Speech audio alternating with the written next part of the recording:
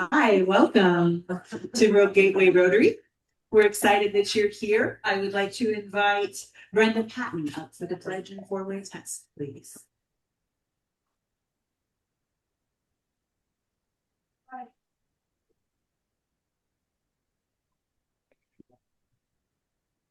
I pledge allegiance to the flag of the United States of America and to the republic for which it stands, one nation under God, indivisible, with liberty and justice for all. And the four-way test: in the things we think, say, and do. First, is it the truth? Second, is it fair to all concerned? Third, will it build goodwill and better friendships? And fourth, is it be beneficial to all concerned? Thank you. And for our inspiration, I'd like to invite Gina Maria. Gina Maria goes the inspiration. Do you want me to make one up? We'll see how long it's going to plant my stockpile.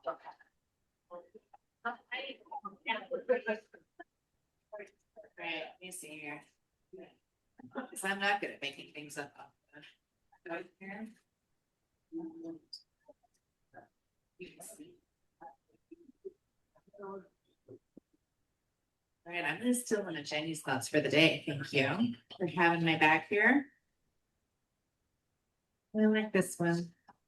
This is from Edward Everett Hale. I am only one, but still I am one. I cannot do everything, but still I can do something. And because I cannot do everything, I will not refuse to do the something that I can do. Thank you, Jean. All right. I'd like to thank you to Tommy Drake for being our greeter today. Do we have any guests or visiting Rotarians? I'm coming. Hi, it's fun. All right. I brought my niece with me today. Aisha Austin is a junior at South Medford High. Gets to hang out with me for a week this summer. All right. Careful, I roped my niece into this club. She had to move away to get away. This is my son, Oliver. He's our guest speaker today. He's here from Belgrade, Serbia. And my grandson, Marco, who's going to be a senior at Grants Pass High School. And he's playing football for the first time ever. Wow.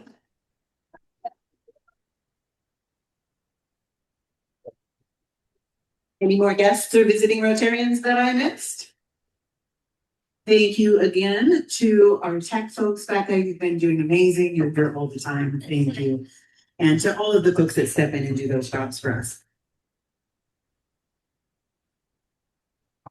So one quick announcement on my part. We are having the Rotary Social next week at my house. And I don't know if any of you all do this, but I choose to invite a whole bunch of people to my house because then I have to clean it. And yes. So I've got 7 days and my place is going to look great. Do keep in mind that if it is 100 degrees or more, I think that we should reschedule. It is cooler at my home than it is here in town because I'm out in Shan Creek by Brenda's place, if you know where that's at. And we'll have some fans. It's going to be great, set up nicely. There is plenty of parking. So we'll have a park in a row. I've got, you can bring all the cars you want. So plenty of parking. And it's potluck style, but we'll also have some basics. I know Zara was asking me about drinks. Feel free to bring what you would like, but we'll have some of those basics there for you. And I'm really excited to show you my home. It's very beautiful. It's filled with amazing, tremendous loads of things that are very interesting and eclectic, much like myself. So I do hope you'll take the opportunity to come and get to know me a little bit through my home. And I do have dogs and cats, so keep that in mind. I remember I had a friend once that was very afraid of dogs, and my dogs are sweethearts, but they're big, and there's a lot of them. So if you have any questions, don't hesitate to reach out and ask me questions about that. And welcome everyone. Does anybody else have any announcements that they would like to make? Come on down, Jim.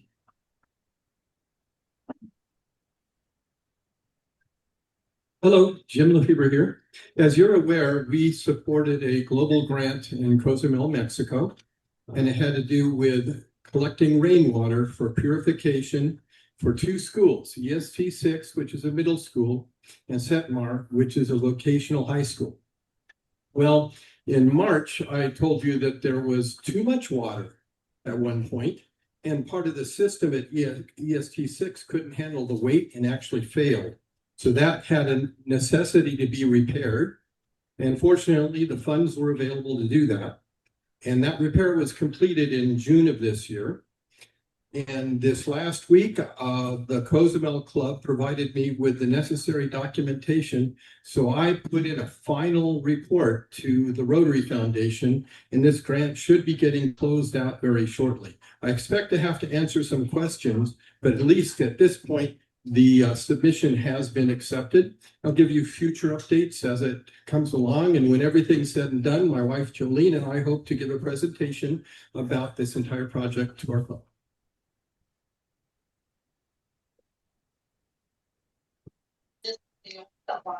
How many of you remember who I am?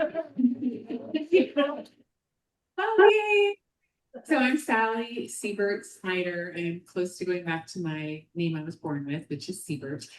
I'm going to say a bunch of happy bucks later, but for now, I would like to announce a really important date. I would like you all to put September 26th into your calendar.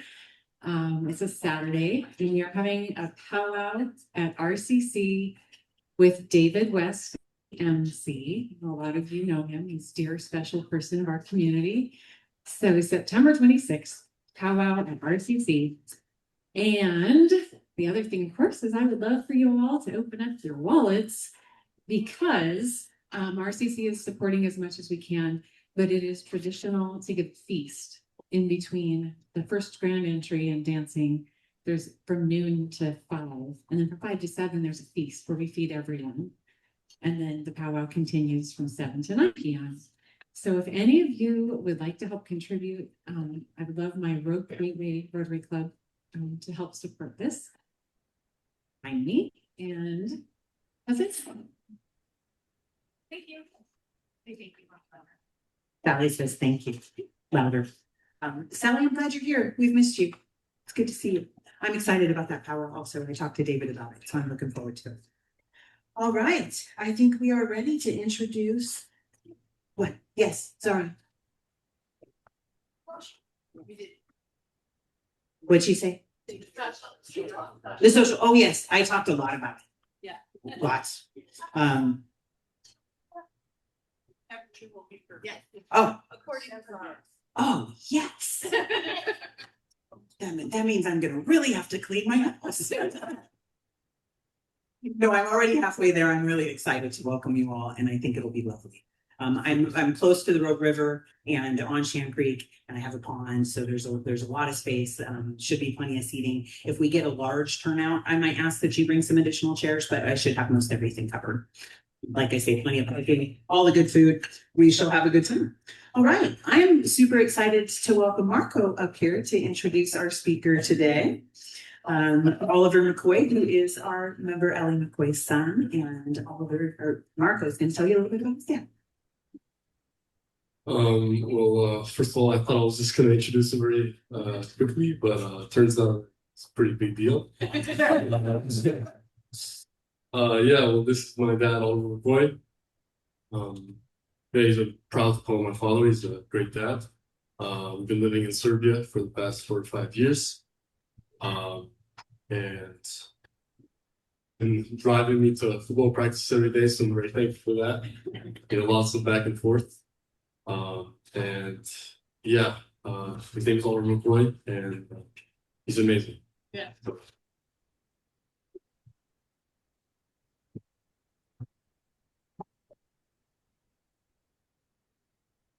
Is it this microphone? That's the louder one. I always feel like a rock star when I go up and do these things. Yeah, I mean, it's really amazing to be here. with everyone, with my family. And I'm just really thankful to, President Jackson for having me here. I'm very thankful to my community, to Sue and Farron, to Roger, to Ellie, to Marco, to Brenda, to all these guys who've, been part of my journey over the years. And I'm really proud to say that I'm from the area. I'm from Grants Pass. I wasn't born here, but I've been here since about 1975 on and off. So I've really seen the place change. I've seen it develop. And I'm really proud, I think, about how the Rogue Valley, or at least this piece of it, has changed and developed. And I think the input that each and every one of you have had in your respective communities and your families and participating in all that has had an effect in some way. I don't know exactly, I haven't done the metric or anything like that, but I do see that there is a lot that resonates with me as I look at this place and think about my life and everything that I've done. What I wanted to do today is not to give you like a standard PowerPoint presentation and talk about all the places I've been and done, what's going on in the world and what I think. What I really wanted to do was just sort of share with you a few ideas, feelings, maybe stories, little vignettes about how the Rogue Valley has influenced my life and how growing up here is something that I have packed away in some way and taken with me on my travels. So this is my farm, and it's actually my mother's farm. And this is the backside of the farm. And it's really changed over the years. The one thing I would say, looking at the photo, the pond is much drier than it used to be. Anyway, next slide, please. What I'm going to tell you about today is, first and foremost, my connection with the place. A few sort of things that I did here that I think were instrumental in my life. I'm going to tell you where I've gone with that, sort of, give you just a sort of overview of what the journey looks like, or where it's come and gone. I'll tell you a little bit about what I've done and who I've worked with. And then after that, I'm going to really try and nail down 3 or 4 things that I think are whatever, the main things that have influenced my journey from this area. Next, please. Oh, wait 1 second. I just wanted to say during the Q&A, is very important. Chatham House rules. Basically, what happened in Vegas stays in Vegas. Sometimes, having worked for the U.S. government, having worked for the EU, etc., now is the environment of mass communication. I've been in situations where it's been like, oh, the representative of, whatever organization said this. This is just for you guys. It's sort of very personal, reflections on what's going on. There's nothing here that is official. And vice versa, anything you ask, I won't take elsewhere or even take personally. All right, next. So yeah, my connection to Grants Pass and to the Rogue Valley really runs deep. And when I was thinking about it this morning, I was thinking about what are some of the things that have been important. One of the biggest images was the Rogue River. A river runs through it. But I did spend a lot of time growing up on the river. It was a place that I loved to go, particularly when it was hot. And it was something where I met a lot of different people. There were also economic opportunities if you wanted to be a guide, or you just wanted to drive people back and forth. I met a lot of people on the river, and I was very pleased over the years to share the river with people far and wide. And it's also, a lot of people will say to me, they'll say, oh, are you going on the river? Tommy's family, they're on the river right now. She was just sort of, shuttling them down. So it's wonderful to have the river in this area. And I will say that the connection with the place was very developed by that. Also school, you'll see some photos up there of, sports. I graduated North Valley in 1991. I played a lot of soccer, and I did track my final year. And North Valley was a fantastic experience back in the day. And I think a lot of lessons that I learned, not necessarily the reading, the writing, the arithmetic, but just the sort of the socialization. And you still see that nowadays. And just to give you one example, there's this very successful coffee chain. I think it's called Dutch Brothers. Right, I went to school with Travis and Carly and New Dane, and when I see that, and there's this friendliness that you encounter when you go into a Dutch Brothers cafe. That's something that I think is very domestic, if you want to put it that way, to this area. And I think that Travis and Dane and whoever else, has worked on it, has done a very good job of capturing that friendliness, that sort of that energy that you feel. And the other thing I see is, it's interesting when you come back to a place and you share it with a family member.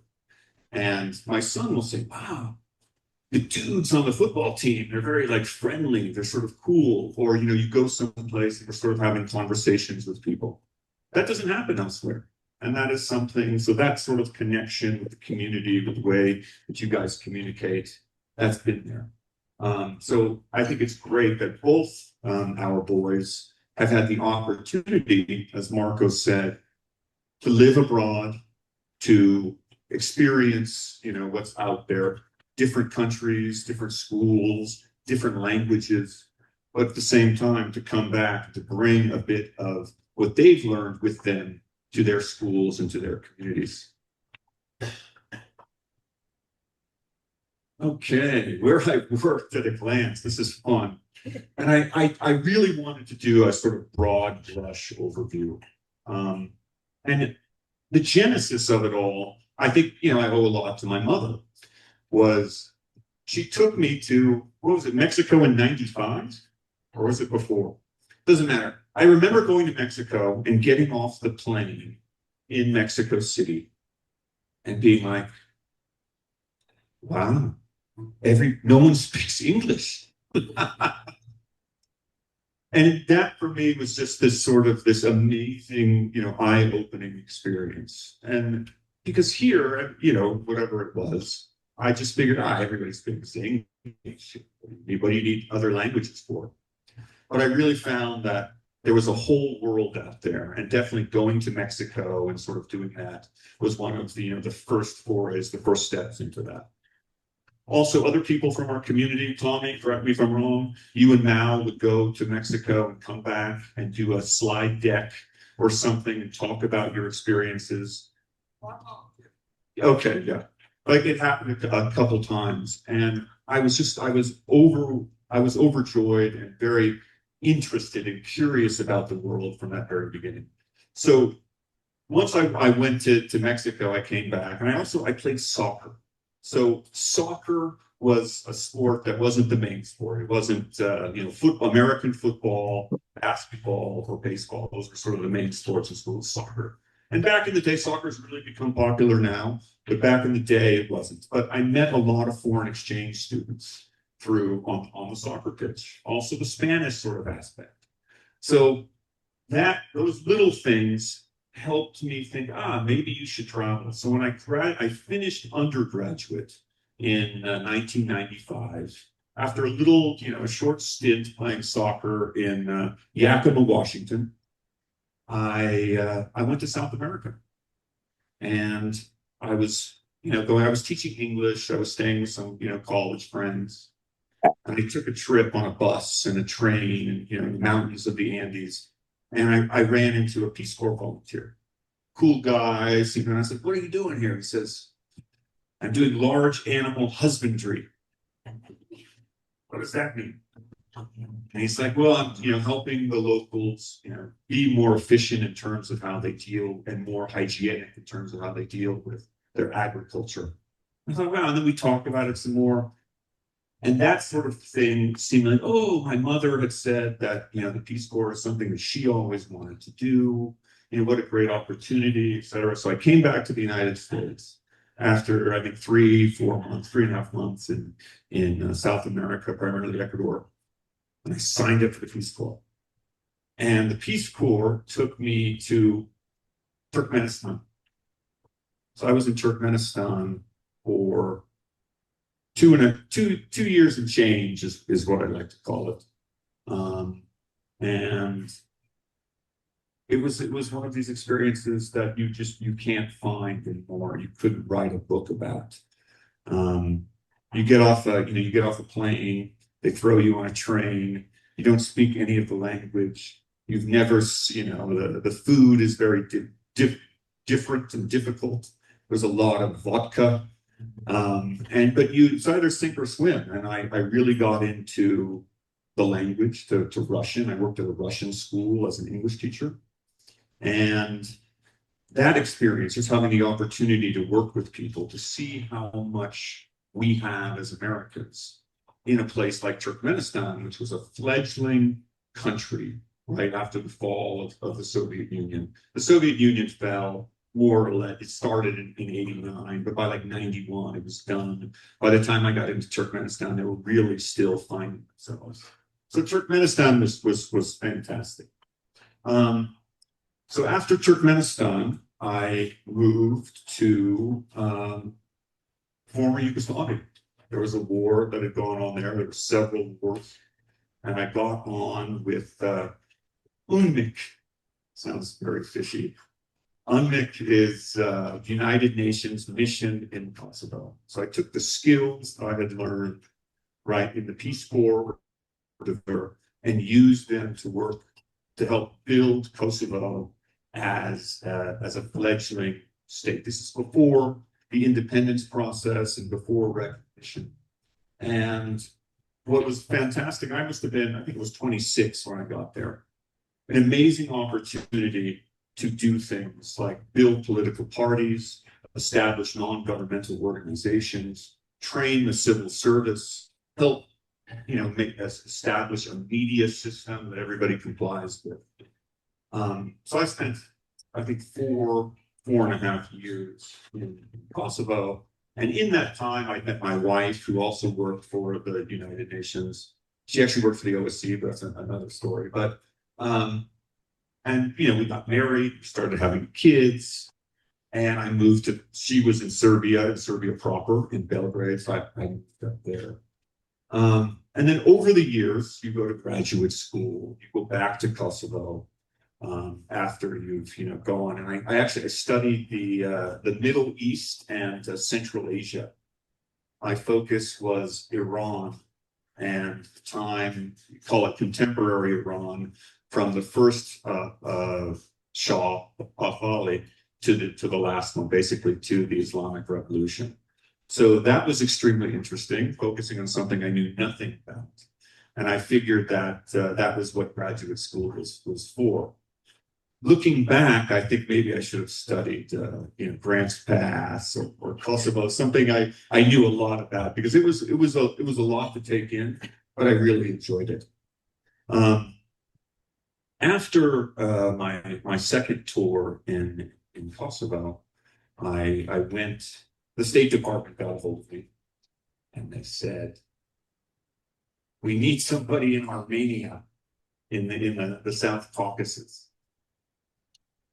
There's a Russian ambassador who works for the OSCE there, and he's not going to be so enthusiastic about the air. We call it the third dimension, but it's human rights, media, elections, these types of areas that the OSCE works on. So can you go in and deal with him and be a real sort of agent for promoting this agenda?" So I said, "Of course.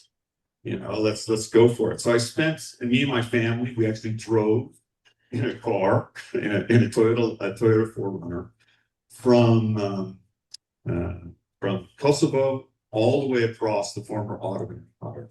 So you go Kosovo, North Macedonia, Greece, Turkey, Georgia, all the way down into Armenia. So 4.5 years there. I would love to tell stories about that. It was a great place to be. It's where we first started playing tennis. It's one of these places, not many people have been. But Armenia definitely has struggled in the last few years. And what I want to say about Armenia is this Rotary Club put together a project to support a school like on the edge of like Armenia near Iran. And it was something that my mother and I worked on together, Tommy and others here, to get a stove and help them improve the food, the food provision. So thank you again, for all of that. I'm sure that it's still being used and, still supporting that community out there. After Armenia, I had a break. And this is interesting. The organization I worked for is called a non-career organization. You get 10 years and you're done. And so my 10 years were up. It's 2015 at this point. And I thought, it's time to go home. So of course I go to Portland. So, I did my undergraduate in Forest Grove. So Portland was sort of easy. And I thought, okay, it'll be sort of a bridge. It's close to mom, etc. We came back to Portland and I'm trying to figure it out. And I think, what am I good at? And I thought, politics. So I got on with Ted Wheeler's campaign, his first mayoral campaign, and, did outreach. And I did outreach to Slavic speaking communities. So, Russia, Serbia, Ukrainian, whatever. It was good. And we did well. I think Ted was successful. And then amongst all of in that time period, my wife got a job in Albania. And, do you stay here? Do you go? It was a difficult sort of, there were plenty of considerations. But part of me never really found my footing in Portland. And I don't know why that was so much. I think I didn't give it enough time.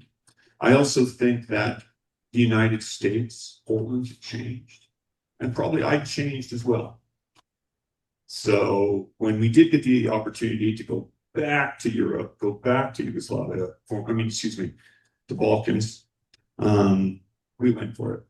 And we were actually six years and change in Albania. And my wife was the primary breadwinner, but I had a lot of different jobs in that time. And that's where some of these things come up. I went to South Sudan twice with the UN. I was in Bangladesh on the Rohingya response. And from afar, I've definitely worked on a lot of interesting Middle East issues. And just coincidentally, the job I did with the UN, UNHCR, which is the United Nations Commissioner for Refugees, was working with a group of stateless people, originally from Iran. They're called the Jihadin. And in '79, what had happened was there was a lot of competition once the Shah fell for hegemony, for superiority in that system. The system wasn't set. And this was one of the groups that lost to Khomeini. And so you know where they went? They went to Iraq and fought with Saddam against Iran in the Iran-Iraq War in the 80s. Fast forward a number of years, the United States goes in, I think it's 2003. This group is still there somewhere, and they don't know, the American government doesn't know what to do with them. So there's Geneva Accords, there's human rights conventions that dictate control, that sort of what happens. But they figured it out, and eventually they made a deal to move this group of people to Albania. So I was working with them in Albania really to get them recognized as a group of people. They didn't have documents. And that actually happens to a lot of people throughout the world. Anyway, I was in Albania for a number of years, and I'm just going to really fast forward. We moved to Serbia, and most recently I've been working for a US-based non-governmental organization that supports education, that does work in terms of leadership, and up until January 2025 was doing media development throughout a lot of the former Soviet space. So yes, and so you're looking at around 30 years, and I've worked with fantastic organizations. The U.S. government was wonderful to work with. I worked with, on various agencies from the United States Institute of Peace, Peace Corps. What an amazing program. USAID was great to work for. There was a lot of things that we did that I don't think we'll ever have a chance to sort of do again.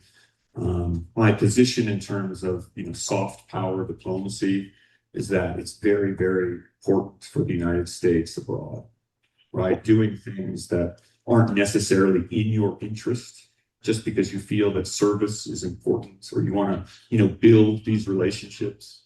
USAID was on the front of doing those things. And it was a great organization to work for. And it was great to be from Grants Pass and to be wheeled in to whenever, the congressman or the senator or the ambassador wants to know more about what it is you're doing. So it was great. But also a lot of, United Nations or international multilaterals where I got to work on broader issues concerning commitments to human rights, democracy, free and fair speech, free and fair elections, equality under the law. Just incredible stuff to work on. And, when I look back over my 30 years, I've really had the opportunity with amazing people. I think that's something that I've enjoyed the most by going out overseas is being with people, sort of, to hear their stories and to try and understand their perspectives. Thanks. Yeah, so, what it means to me. It means a lot. It's been a great run.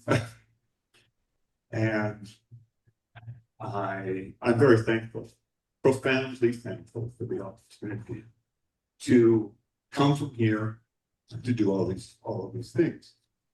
And I think the other part of it is that it's great to see that some of those qualities resonate with your family, your children, and your community. And I think there are a number of things I wanted to say, just sort of, moving out, like what it means to me. First thing is the attitude. One thing I really support and enjoy, and I think that comes from my family and my community, is a positive attitude, right? Attitude is basically like everything. And no matter what the situation was or, what the challenge was, my attitude was like, and maybe I'm not even qualified, but my attitude was always like, I'm going to get in there and I'm going to do my best and I'm going to do it. And that sort of buoyed me through, hardship, through the challenges. And I think that's something that developed early on. And I think maybe it was, doing sports or just sort of, having the opportunity to row the river and, get past, the rapid and, those sorts of things. I don't know, but I would say that attitude is something that's developed early on. And it's something that I would attribute to, my community here in the Rogue Valley. Yeah. The other thing I think I would say is what it means is respect. At least when I was growing up, there was, hierarchy, sort of, cults in the social sense. If you had your Letterman's jacket, you were a varsity player. That was like, what you wanted to sort of aspire to. Or you had your coaches or your teachers or the doctors or the dentists or, whomever, the people who had important jobs, in the community, in town. I looked up to those and I had respect. I think a deep, sense of respect for that achievement. I would say that also was something that, that I saw here and I really tried to emulate. And then I think, the other thing, would be teamwork. I was on a lot of teams. I was on so many teams in school, teams, the pitch, and that spirit that build something. And I definitely feel, as I've gone out in the world, been part of very diverse, multicultural teams with different languages and different ways, different perspectives. The dedication to teamwork has helped me sort of figure things out. And I heard that the other day from my older son, who said, my firefighting team is my family. And I was like, yeah, because that's something that definitely helps you, get through things. So, time's up. Yeah. So I'm on the road again. I just got here about 5 days ago. And, I'm looking forward to hearing your thoughts and questions or sort of reflections if anybody's interested.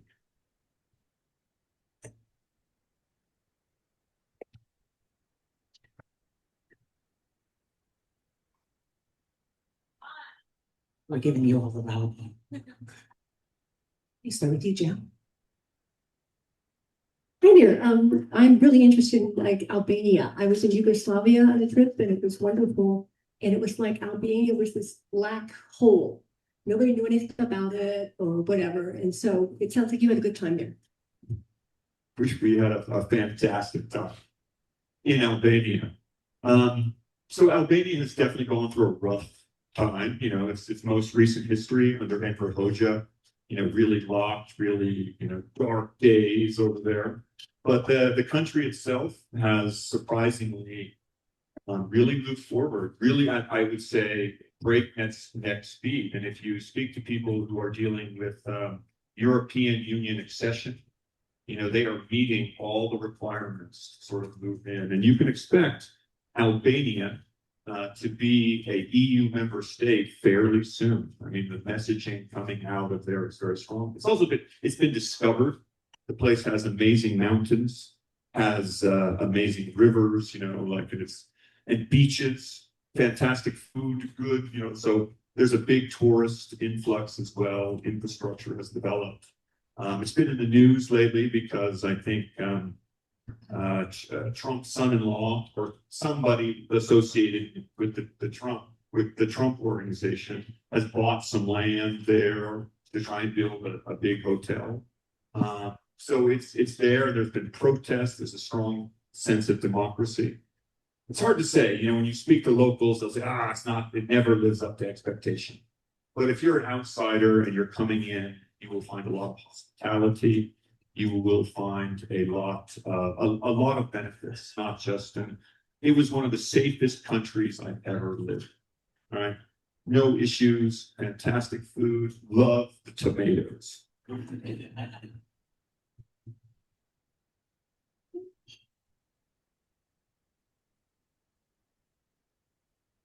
Well, you mentioned the governments over there and having worked with them to try to bring peace. How much of it is democratic and how has that whole area evolved? Fantastic question. I'll tell you, there are a lot of different metrics for looking at, how democracies function. And I don't have those, my current Rolodex. But what I will tell you, it's been a sort of a helter-skelter development process. Sometimes it's better, sometimes it's worse. It sort of goes up and down. You can say the overall trajectory in terms of, what are the bases of, democracy, right? Free and fair elections, freedom of the media. Is there an effective government? You can go on and on. But those have improved, at least there. But what I think that overall, when you look at that part of the world, expectations haven't been met. So, if you speak to people who are trying to support or believe in an EU perspective, let's say for Serbia, it's not there yet. And they feel overall a bit disappointed, I think, because how many years are we going to be, developing our, democratic systems? So stuff goes up and down, and definitely the leaders play with that.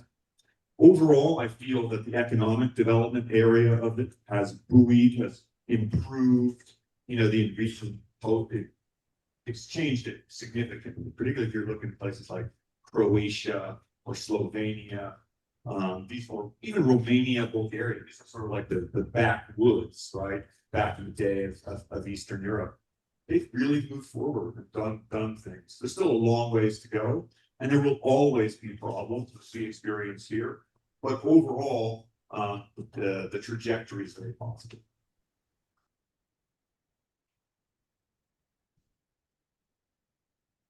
How is the Mujahideen group that was resettled in Albania doing? I don't think they're doing so well. Really, so the Mujahideen group to stay together, right? The Mujahideen have always been focused on the revolution, the next revolution. That's most interesting to see is how they have reacted to what's going on currently, right? They see this as an opportunity, right? And that's sort of what's been sold to them. That, if there is a regime that's there now and it's gone, maybe you can come in a new regime. That hasn't done that.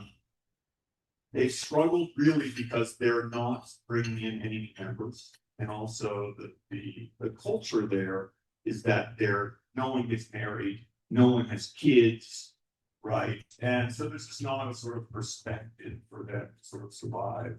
And when I spent a lot of time dealing with what were called disassociates. So people would decide, we don't want to be part of the team anymore. And they would leave and they would end up in Tirana. And then we were catering to them and then helping them, figure out their status and whatnot. It's difficult. It's a very difficult situation, I think, for them. I think if you're in a country that doesn't give you many opportunities or you don't have the documentation, imagine trying to get your phone number here and you don't have your ID card or you don't have even a phone number. Forget about it. You can't open a bank account, can't communicate, can't so they've struggled. I think they've overcome a lot of the logistical issues, but where they're going, how they're going, and what the overall perspective looks like, it's pretty rough. So you've mentioned media several times, and I'm wondering if you can say a little bit more about that in the various areas you've lived in. So for example, here, I feel like we have a lot of issues as far as fake media or what is real news, what isn't. People sort of tuning out of traditional news sources and getting their news off social media, which is sometimes less than accurate. So I wonder if you could say a bit more about that. Yeah, globally, media has really taken a punch, right? From AI, right? From people just feeling that, the media landscape, the environment doesn't appeal to them. Also, people interact with information differently now than they did before, right? A lot of people, don't ever even, we used to go down and get the Courier, right? And that was our source of media. Or if you're really lucky, someone would go to Blind George's and pick up the New York Times on a Sunday. You're like, wow, this is amazing. So, but nowadays, there's just been such a proliferation of platforms throughout. It's not just here, right? There are so many. So the media has struggled. A lot of the independent providers. Well, first of all, it's not just here; it's everywhere. The rich and the oligarchs have bought up a lot of the media space. They bought up a lot of the media space and control it, and there's very little space there. I worked a lot on media sustainability. How can you be a sustainable media provider if you're small?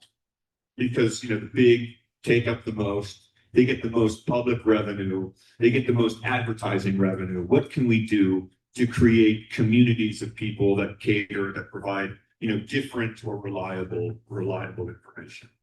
And I don't have an answer for you, nor a panacea for everything. But what I will tell you is that one of the main foci was looking at understanding your audience. If you have a community, if you have an audience that's interested and willing to support you, willing to pay, you can survive. Also, if you're light, we worked a lot with new forms of communication. We started or supported the initiation of the podcasting system in Serbia. Podcasting sort of exploded. And we've seen that that's different ways. So the media situation overall remains extremely difficult. It remains fractured. You've got, state-controlled or oligarch-controlled media providers that control most things and a few small ones that are trying to find things out.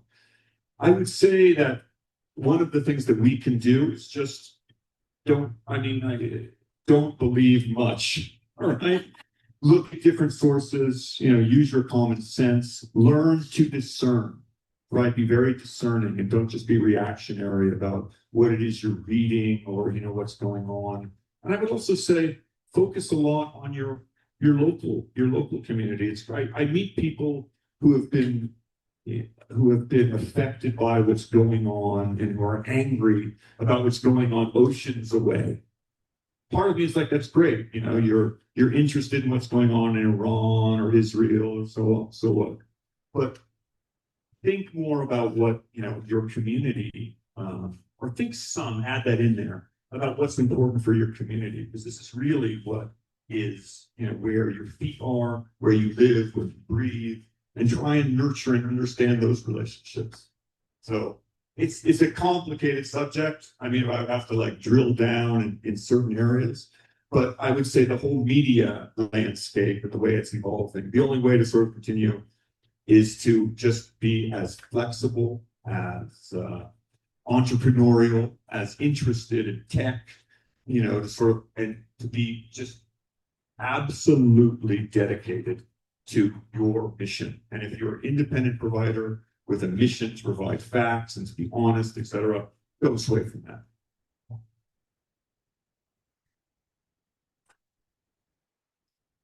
I just have kind of a nuts and bolts question about your ability and to live overseas for so many years in a row. I've had friends who've wanted to do something like that, not working in your space, but they've either had to get a job or had to go get a graduate degree to even be able to stay 1 year in a lot of European countries, and yet, and I see you're staying over 6 years here, and they were 4 years there, and I'm just wondering, as a practical matter, how does that all work? How does it work, Mark?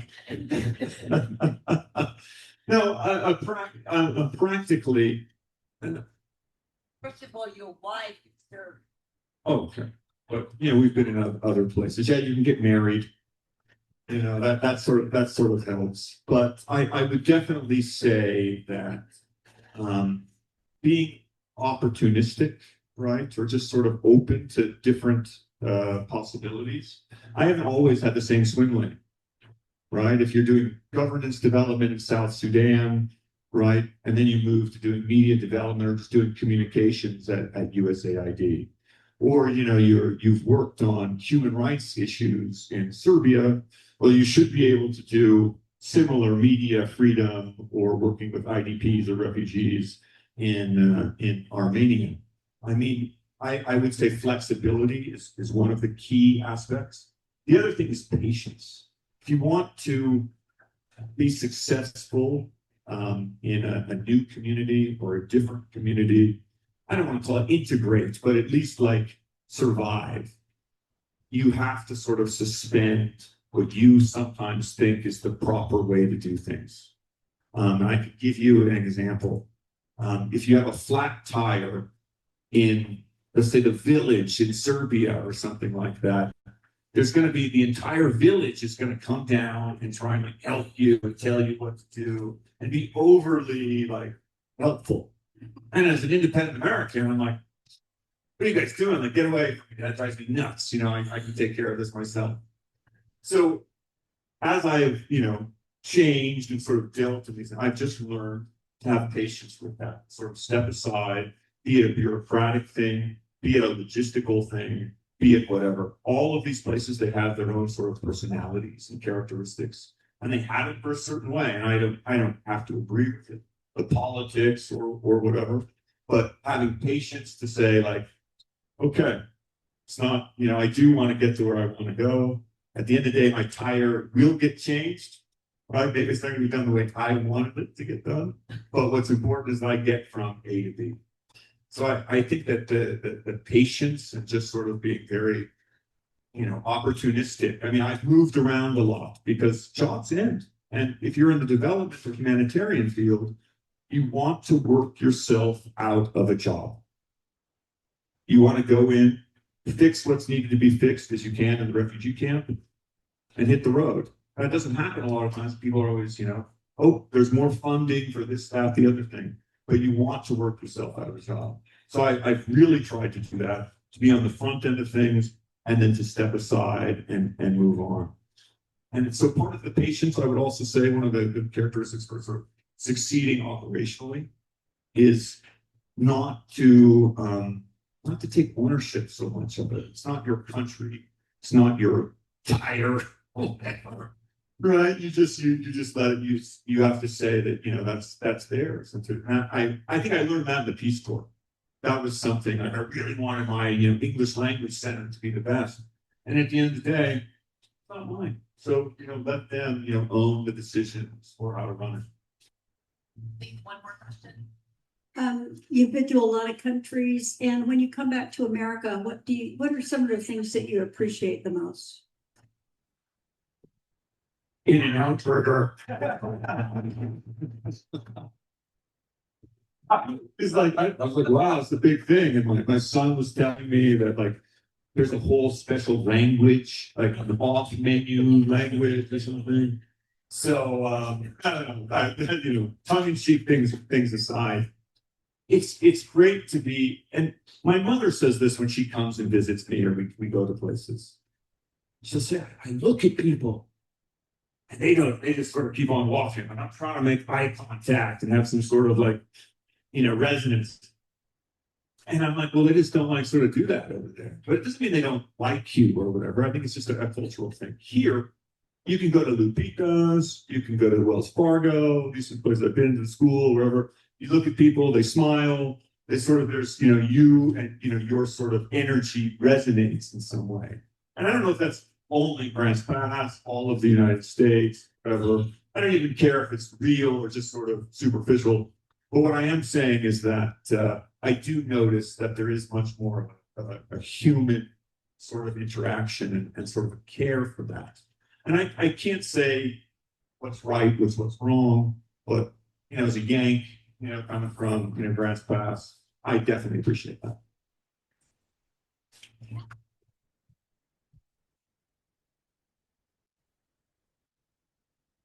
Thank you very much, Andrew. That was wonderful.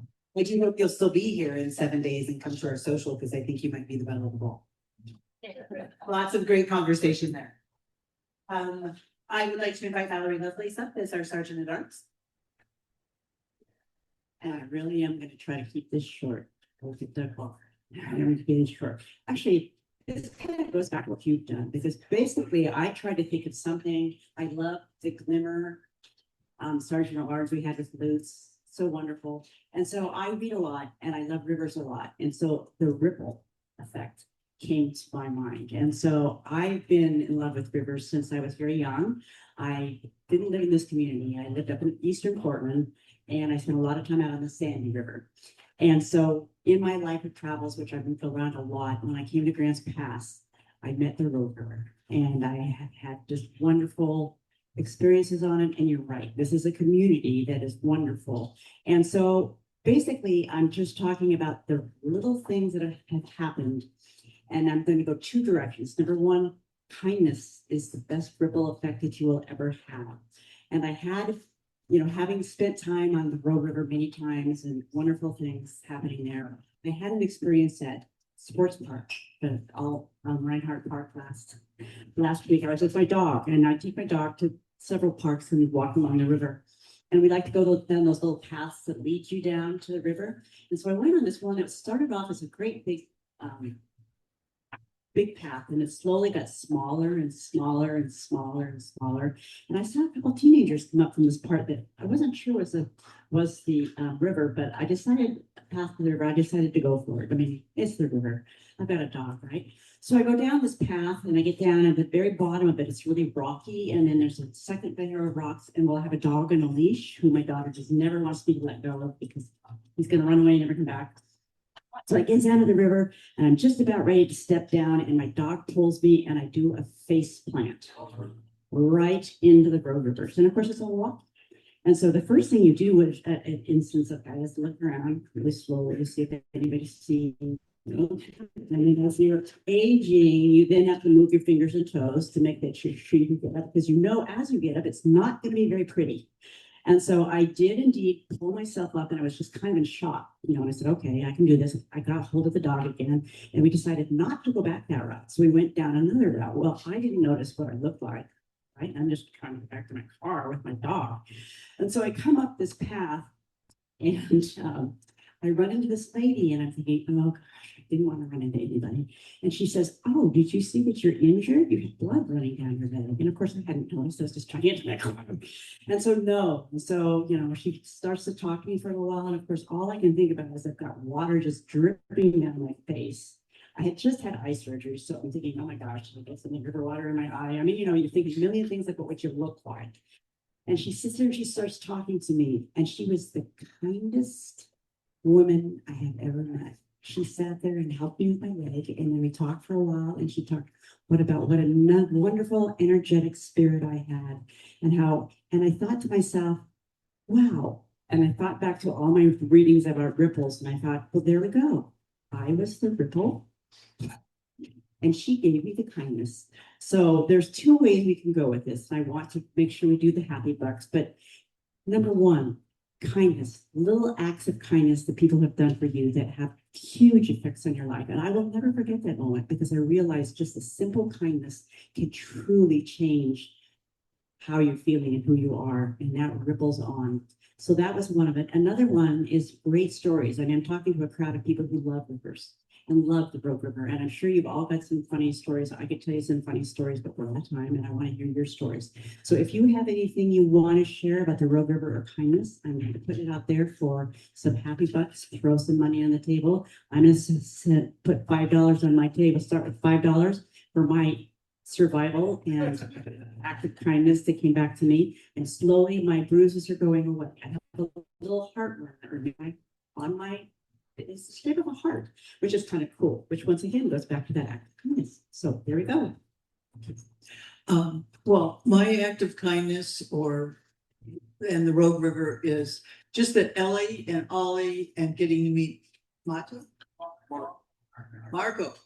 the other one who's got a name like that. Anyway, and Roger has been we had a wonderful evening last night and it's just been absolutely fabulous. I mean, because I've known Ollie since he was 2 or 3.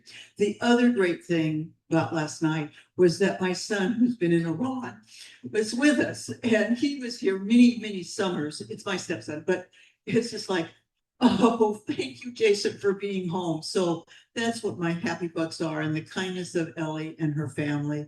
Thank you.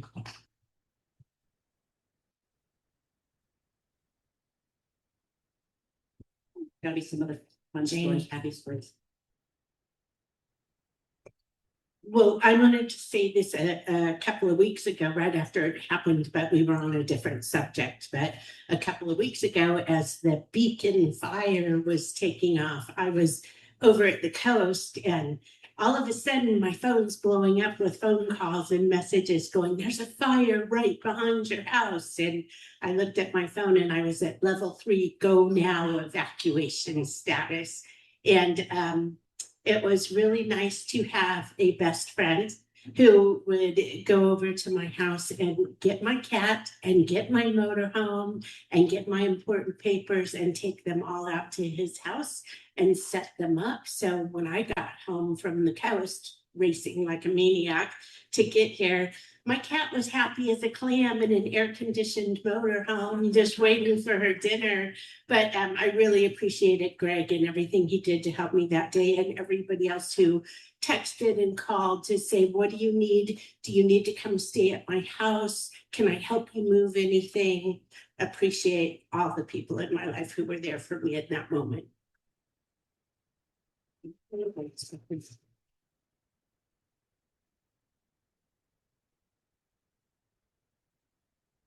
Mine's a couple reasons I want to do happy bucks. First of all, my daughter got married this last Friday.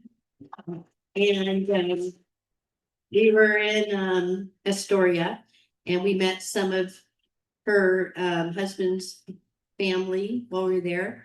And it was just family. It was just close family.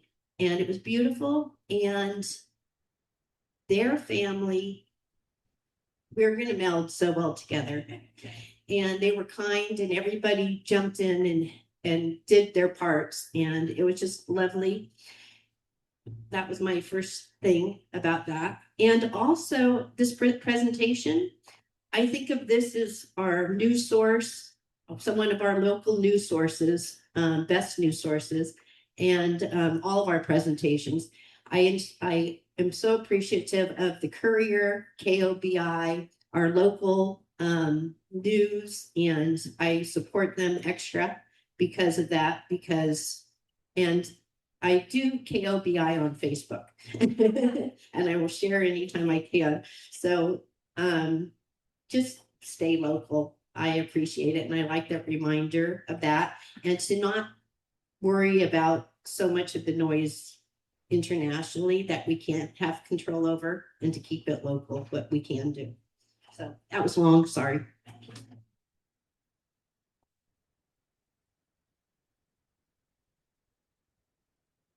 Okay, I was trying to figure out how to tie in with Valerie's act of kindness, because mine was something else I wanted to share. So a lot of the reason I'm not here a lot is not because of my job. I can't wait till I retire. Show up all the time. It's 10 years away. It's because of my own health and my family's health. And I just continue to have surgeries and whatnot. I've got another one coming up. But my father had pancreatic cancer. He was diagnosed in October. And then he passed in April. So I was up the road to Portland quite a bit. Took a lot of time off, and I was very grateful to be with him. So my happy stories, acts of kindness, are about my parents. And my grandparents met in 1934 at Lake of the Woods on a blind date, and their ashes are up there. My mom's ashes had been up there for about 18 plus years.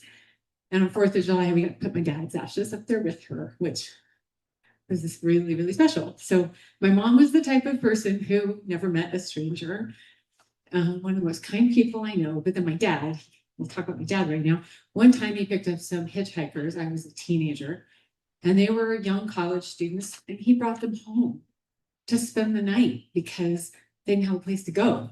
And my mom, who was really kind, wasn't really excited about the idea of these two strange college boys with her 2 teenage daughters. Anyway, that's my story.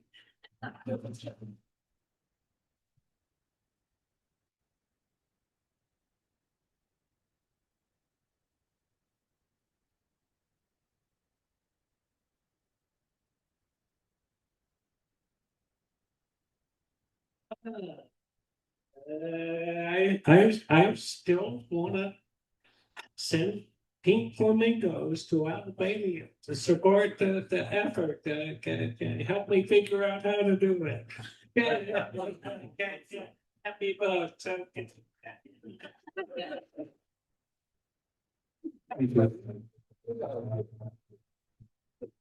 And thank you, Oliver, for a really amazing and engaging presentation. We appreciate your time and sharing all of your experiences with us. Thank you. And thank you, Marco, for being prepared to improv that introduction quite well.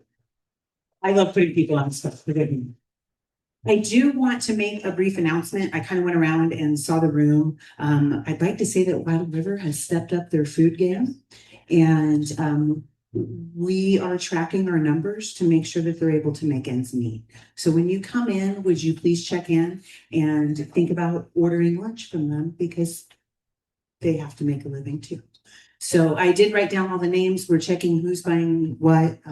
You can do super salad with drinks, the full lunch, or you can also pay $4 to just use the room space. And I just want to give that reminder, because that's an important thing, that we take care of those who take care of us. Which takes me to my thoughts for the day. Cards. What you can. Right. Here, I have that ready. Would you please pick our winning card as I throw them on the ground?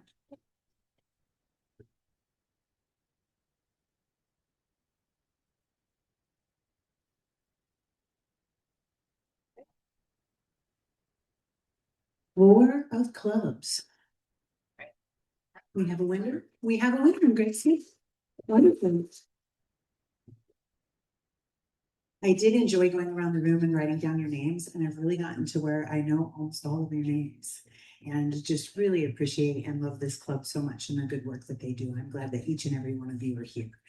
And so my thoughts for the day from Mother Teresa. I alone cannot change the world, but I can cast a stone across the waters to create many ripples.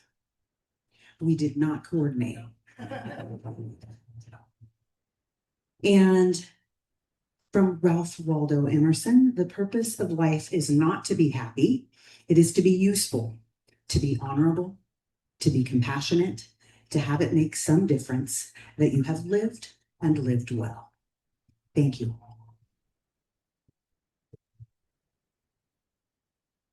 Oh, and do know that you're welcome to bring friends and family members to our social next week at my house. I'm inviting some of my people from work. Bring them all. We've got plenty of space and we're going to have a good time.